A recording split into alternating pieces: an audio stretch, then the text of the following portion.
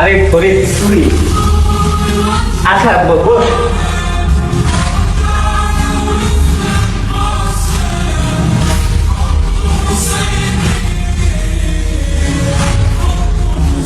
তো ফরিদ, এতদিন পর হঠাৎ বন্ধুর কথা মনে পড়লো?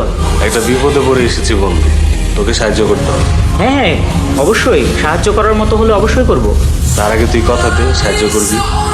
আরে না জেনে না শুনে কিভাবে কথা দেই বলতো বন্ধু? তুই আগে বল, শুনে দেখি। তোর কাছে একটা জিনিস আমানত রাখতে এসেছি। তুই আমার বন্ধু, তুই নিশ্চিন্তে আমার কাছে তোর আমানত রেখে যেতে পারিস ইনশাল্লাহ। আমি তোর আমানতের খেয়ানত করবো না। বন্ধু, ওর নাম নাবিলা। আসসালামু আলাইকুম। বন্ধু, নাবিলা আমার গ্রামের মামাতো বোন, খুব ভালো একটা মেয়ে। আজকে আমার সাথে ঢাকাতে এসেছে। কিন্তু এসব কথা তুই আমাকে কেন বলছিস? আমি তোর কাছে নাবিলাকে রাখতে এসেছি। মানে? আসলে নাবিলাকে কাজের সুবাদে কয়েকদিন ঢাকাতেই থাকতে হবে। আমার পরিচিত আর বিশ্বস্ত কোনো বন্ধু নাই। তুই নাবিলাকে তোর কাছে আমার আমানত হিসেবে কয়েকটা দিন রাখ। না না, এটা কিভাবে সম্ভব? একটা প্রাপ্তবয়স্ক মেয়েকে আমি আমার বাসায় এভাবে কিভাবে রাখি? বন্ধুত্বের দাবি নিয়ে তোর কাছে এসেছি, তুই আমাকে নিরাশ করিস না বন্ধু। আমার এই মামাতো বোনকে তোর কাছে কয়েকটা দিন রাখ, আমি কথা দিচ্ছি কয়েকদিন পরে এসে আমি নিয়ে যাব।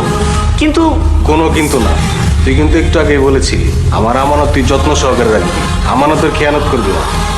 তাই বলে একজন মানুষ কিভাবে আমানত হয়? বন্ধু হিসাবে এই উপকারটা কর বন্ধু।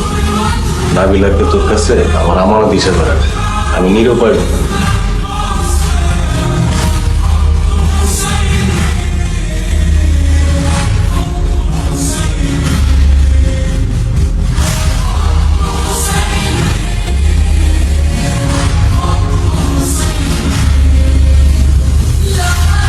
আচ্ছা দেখ, আমার জানা মতে কিছু ভালো হোস্টেল আছে, তুই তোর মামাতো বোনকে কয়েকদিনের জন্য সেখানে রেখে আয়।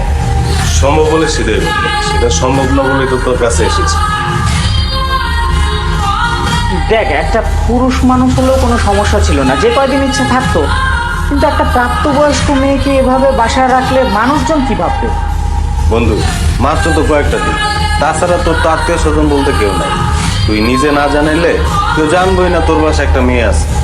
না না, তারপরেও আমার কাছে ব্যাপারটা খুব একটা ভালো লাগছে না রে। মেয়েটা অনেক কষ্ট হয়, এই মুহূর্তে বাড়ি থেকে বাইর করে দিলে মেয়েটা বিপদে পড়ে যাবে। অসহায় মানে? অনেক গরিব ফ্যামিলির মেয়ে, কাজের সন্ধানে ঢাকায় আসে, চাকরি হয়ে গেলেই তোর বাসা থেকে চলে যাবে। আচ্ছা, পরে আবার ঝামেলা হবে না তো? ঝামেলা হবে কেন, আমি তো আছি, ওই মেয়ের গ্যারান্টি আমি দিচ্ছি।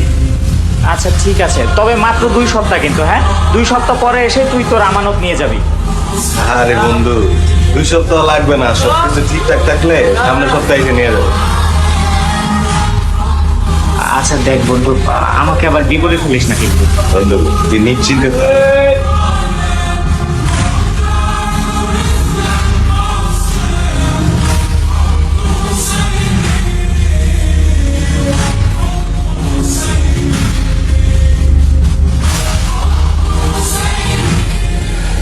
শোনো, তোমাকে কয়েকদিনের জন্য এখানে রেখে যাচ্ছি, তুমি একদম চিন্তা করবে।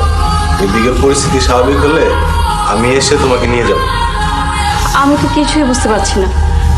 তোমাকে বিয়ে করব বলে আমি বাড়ি থেকে পালিয়ে আসছি, আর তুমি কিনা আমাকে এরকম একটা জায়গায় রেখে চলে যাচ্ছ।